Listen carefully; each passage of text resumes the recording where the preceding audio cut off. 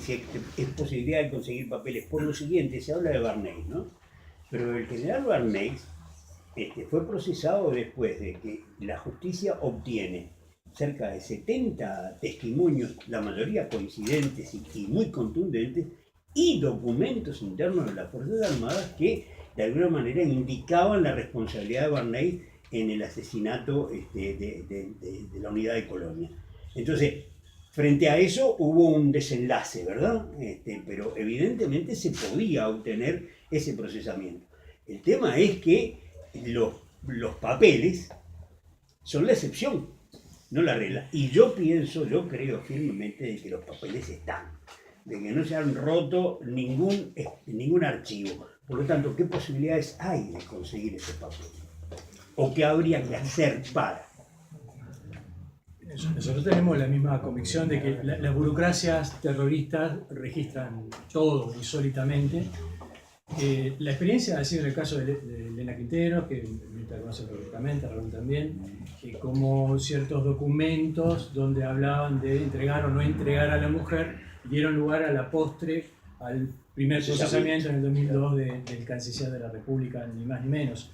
Ayer veía el pedido de acusación por la muerte de Perrini contra Wilbert, 22 años de penitenciaría, pide el fiscal, y la base documentaria es un expediente de la justicia militar. En el caso de Gelos Boniza es algo parecido y lo hemos visto en algunos otros casos. Hay un buen trabajo que hizo un sector del Poder Judicial llamado Projumi, que está la compañera Eva Rama ahí, pero yo lo señalo como excepción a una regla. ¿La excepción cuál es? Digitalizaron toda la información de la justicia militar, la hicieron accesible y la procesaron, la indizaron, le pusieron índices o buscadores de modo de acceder sencillamente, y cuando reclama un juzgado esa información viene inmediatamente, precisamente porque están digitalizadas. Las demoras son siempre funcionales a los represores. Entonces, elogiando este archivo, estoy diciendo lo que se hace mal en el resto del Estado, que es todo lo demás. Es decir, no hay digitalización, no hay índices, no hay búsquedas fáciles, sencillas, y todo esto es funcional a la estructura de impunidad. La Corte Interamericana, en el caso de Hellman, cuando ordena desarchivar, no dice solamente desarchivar, dice procesar los archivos. Es muy sencillo desarchivar y generar un cúmulo de información que en realidad le va a servir al represor, porque le van a tirar toneladas a un investigador que no sabe por dónde agarrar, que no tiene elementos como para decodificar algunas cosas, y el exceso de información, decía Humberto Eco, el exceso de información es la mejor manera de no informar adecuadamente. Y en este caso se da algo parecido. Yo apenas puedo citar entonces el archivo Projumi, como digo, y tal vez el archivo diplomático del Ministerio de Relaciones Exteriores, que hace un trabajo similar. Sé que hay intenciones en otros ámbitos, los hay, pero no estoy viendo los resultados de esas intenciones en el sentido de procesar la información de modo que sea adecuada a una prueba de cargo. No solamente, o no necesariamente a un artículo periodístico o a un texto de un historiador, sino a una prueba que edifique una sanción y una condena al responsable de grave violación de los derechos humanos. Claro. Yo digo lo siguiente, por ejemplo,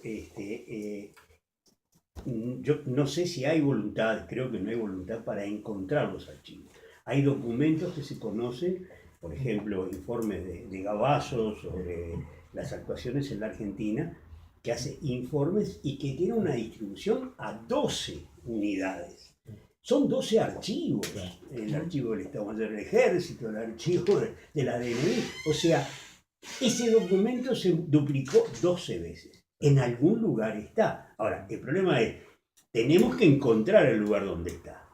Hasta ahora no se han dado pasos, salvo el de la doctora Berruti. Y me parece, bueno, y está también lo del FUSNA ahora con el grupo de trabajo por verdad y justicia. Pero, digamos, es decir, si hubiera voluntad, es decir, se podría estar reclamando dónde se encuentran esos archivos. Nosotros en la comisión, en el trabajo con Gerardo y con otros legisladores, vimos justamente eso, documentos oficiales, con sellos oficiales que al pie del documento decía con distribución a tal y tal. O sea que hay una serie de organismos que tienen esos archivos. Pero lo que no podemos, me parece que rompe los ojos, el archivo Berruti se encontró en el 2006. Lo encontraron en el Escyor en el 2006. 2007. Se hizo una digitalización y demás. Pero no se trabajó sobre esos archivos. No se trabajó donde existe una cantidad de documentación que prueba fehacientemente la existencia de espionaje en democracia, así como también una parte en torno al tema de la dictadura. Por tanto, el tema de los archivos tiene que ver, sin lugar a dudas, con el comportamiento de los distintos poderes del Estado. Así como en el Poder Legislativo no pudimos aprobar en su momento la ley interpretativa, que era una ley interpretativa de la Constitución, que podía generar la anulación de la ley de impunidad, y después aprobamos otra ley que tenía muchas dificultades desde el punto de vista técnico y que la Suprema Corte declaró inconstitucional algunos de sus artículos, pero me parece que está relacionado de cómo se han comportado los diferentes poderes del Estado. Cuando la mayoría de la Suprema Corte plantea la construcción de una muralla de impunidad, está dando instrucciones muy claras, que muchas veces los jueces desconocen esas instrucciones, ¿no? Cuando la Corte habla de la prescripción de los delitos, en muchos casos, muchos jueces han seguido investigando. Y es importante que se siga investigando. Es importante que ante esos planteamientos de la mayoría de la Suprema Corte haya actitudes claras en el sentido de el juez como controlador de los convenios, de la legalidad vigente, de los compromisos internacionales que tiene Uruguay. En muchos casos se ha seguido investigando y han posibilitado procesamientos. Ahora, todo esto tiene que ver también con una voluntad política de buscar esos archivos, de exigir respuestas. Y con esto lo vinculo mínimamente con el tema más general que se estaba planteando. El tema de la impunidad, el papel del factor militar y demás. Cómo reserva la dictadura no fue una operación de un grupo de militares fascistas y mesiánicos, aunque lo eran. En realidad fue una respuesta de clase, fue una respuesta de la clase dominante de imponer el terrorismo de Estado para destrozar la resistencia a la aplicación de ese modelo. Ahora, y en la contraparte, ¿por qué desde la derecha y también desde algunos sectores de la izquierda no se plantea ir a fondo en este tema? A mí de la derecha me queda clarísimo, porque en realidad tienen claro que pueden volver a necesitar esa reserva para atacar las resistencias populares con la aplicación de determinados planes neoliberales. Bolsonaro en Brasil, que convoca al ejército, que convoca a toda la caterva fascista, al mismo tiempo incorpora algunos elementos nuevos, como es la privatización del Estado. Digo, nuevo en relación a, por ejemplo, lo que hizo la dictadura uruguaya, que en eso no avanzó en los temas de privatización. O sea, hay un componente explosivo muy fuerte.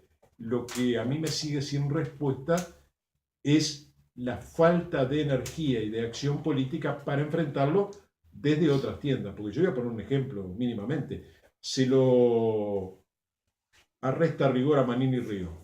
Todavía no entendí cómo corre el arresto a rigor en España, pero no importa. Se lo arresta 30 días. Pero en realidad hubo un antecedente, hubo varios antecedentes de presionar sobre las leyes a discutir lo que estaba en el Parlamento, pero cuando Manini Ríos dijo a los inundados no le importa si es dictadura o democracia, ¿no? Y esto me lo hizo notar un colorado en un debate que tuvimos en televisión, dice, porque yo soy ballista, no soy miliquero, dice, ese era el momento, y la verdad es que es así. Cuando el comandante en jefe dice a los inundados no le importa si es democracia o dictadura, no cabe otra que la destitución. ¿Por qué? Porque en esos episodios de confrontación, en eso que decía De Masi, hay que definir claramente de qué manera se actúa. Nosotros que saludamos cuando Tabaré Vázquez destituyó a Díaz por aquel asado con Sanguinetti y otros políticos. Bueno, la firmeza de eso también marca la cancha. También marca la cancha, porque cuando la firmeza la plantean del otro lado, también genera una situación de retroceso y puede empezar a generar elementos de desmoralización en colectivos que yo creo que están dispuestos a seguir peleando por verdad y justicia. ¿Quería decir algo, Mirta? No, estaba pensando que ha sido diferente la situación en el Ministerio de Defensa, pero un poco por las características de la persona. Azucena dijo en el Parlamento, según tengo entendido, que antes del 2005 los verdaderos ministros de Defensa eran los comandantes en jefe. Y Azucena tuvo muchos gestos y muchas situaciones en las cuales trató de introducir personal civil en el ministerio, de cambiarle la cara. Azucena no estuvo el tiempo suficiente porque los que vinieron después, como que eso quedó paralizado.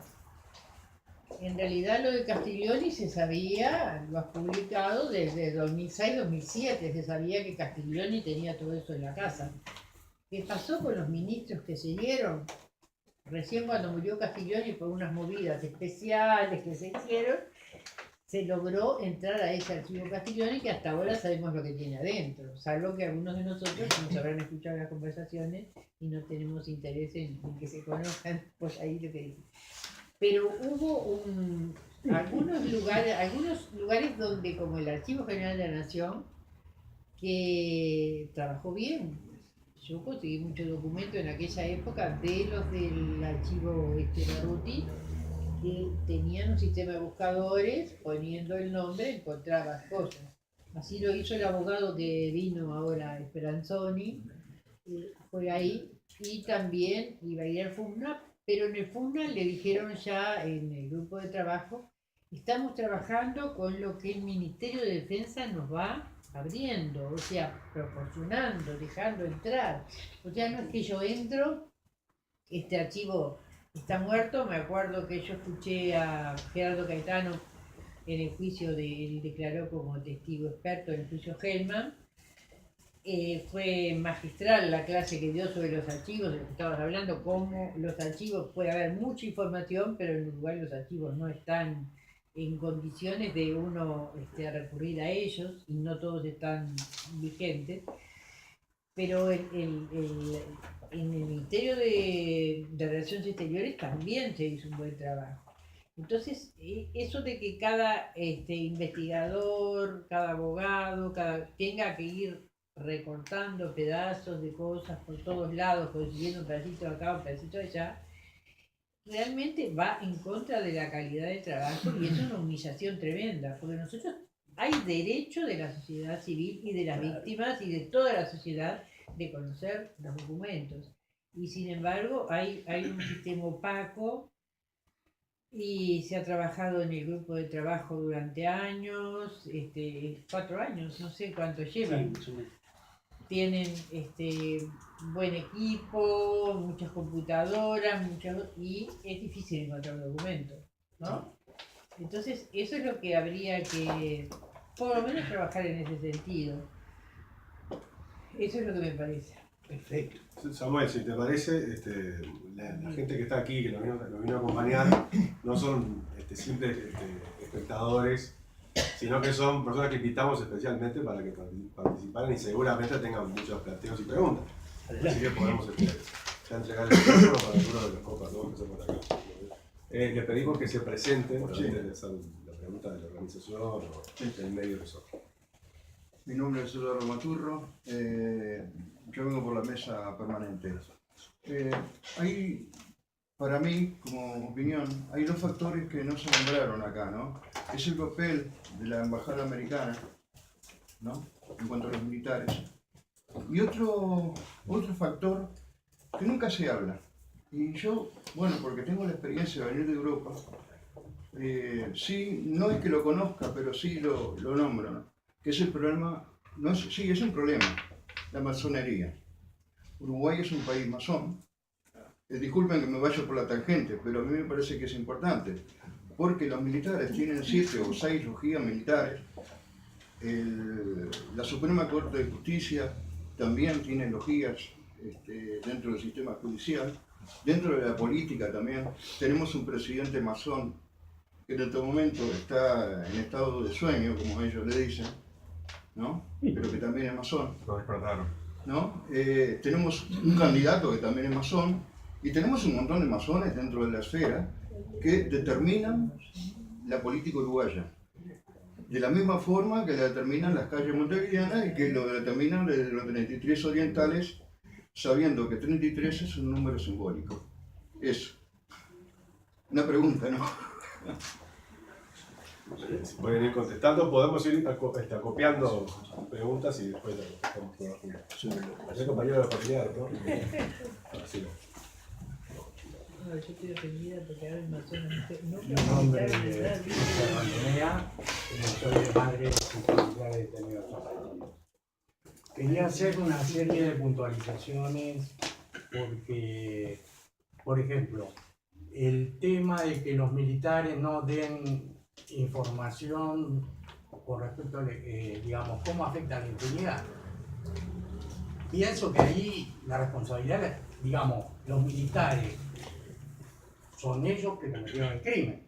Por lo tanto, es la justicia que tiene que actuar. O sea, no hay ningún criminal, ni ninguna banda de criminales que salga con la banderita diciendo yo asalté tal banco, yo cometí tal delito, tal otro.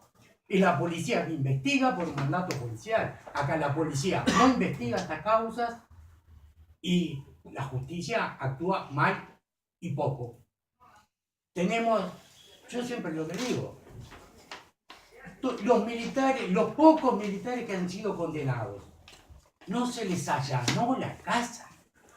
No hubo una orden de allanamiento cuando vos robás 5 pesos y la policía te cae inmediatamente en tu casa.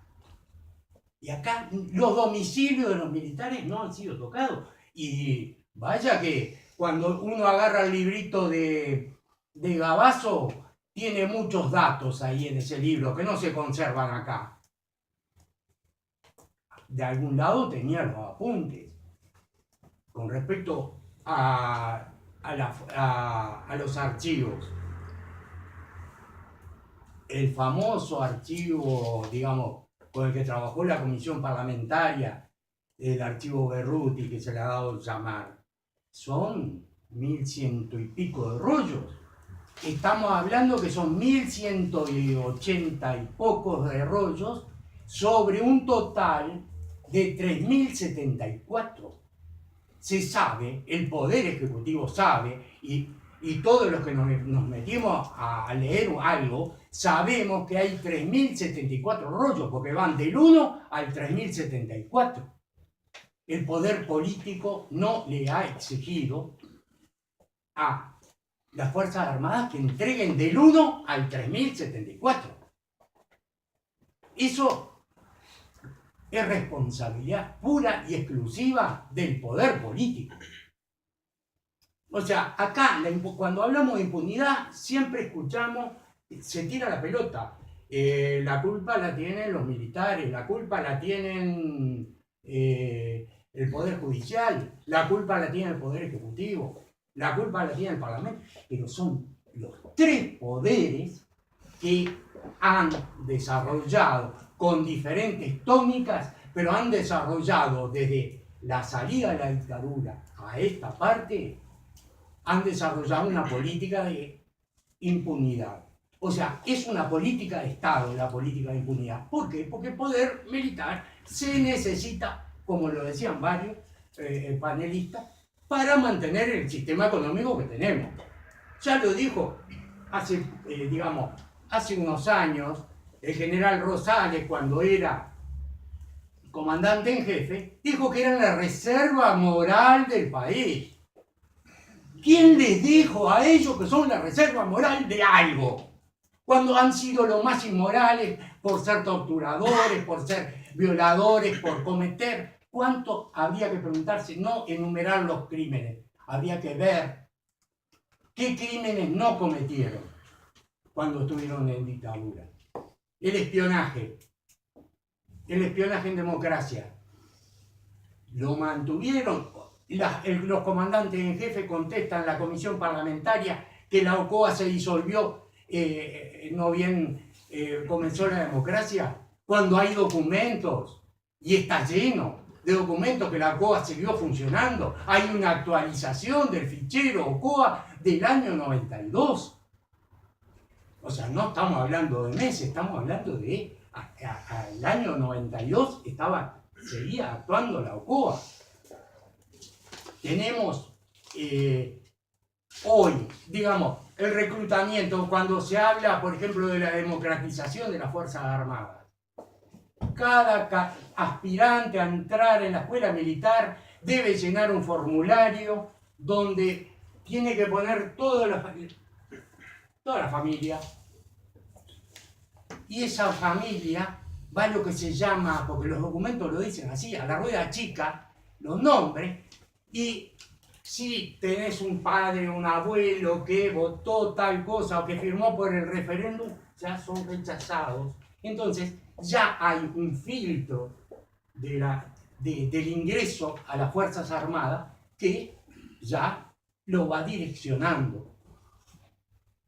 Entonces, es como pedirle peras al olmo. Las Fuerzas Armadas siguen manteniendo su quiste, su fuerza, su selección ya desde el inicio, antes de que ingresen.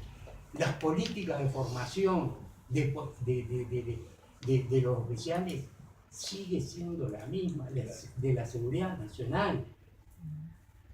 Un cadete en la Fuerza Aérea ha tenido que escuchar cuando tiene alguna debilidad, que no le da para hacer el ejercicio o se comete una equivocación. Es una civilada. O sea, el ser civil es ser un ser inferior. Entonces, ¿qué podemos esperar de unas Fuerzas Armadas que hoy, no estoy hablando de hace 20 años, hoy la están formando así? Sí, y tenemos un poder político que mira para el costado o ignora las señales tan brutales como han sido los discursos, la actuación de Manini Ríos. La otra vez yo lo comentaba porque realmente me lo decía una maestra. ¿Qué falta tengo que cometer para ver si me mandan a una colonia de vacaciones una semana de sanción? Porque lo de Manini Ríos es realmente vergonzoso y es entregar más poder al sistema militar. Y hoy tenemos una política, con lo que pasa en los países vecinos, con la campaña irresponsable de políticos que quieren seguir sacando a los militares a la calle. O sea, estamos marchando de cuello. Como sociedad nos estamos suicidando. Y eso es lo grave. Me gusta preguntarle al diputado acá presente una cosa.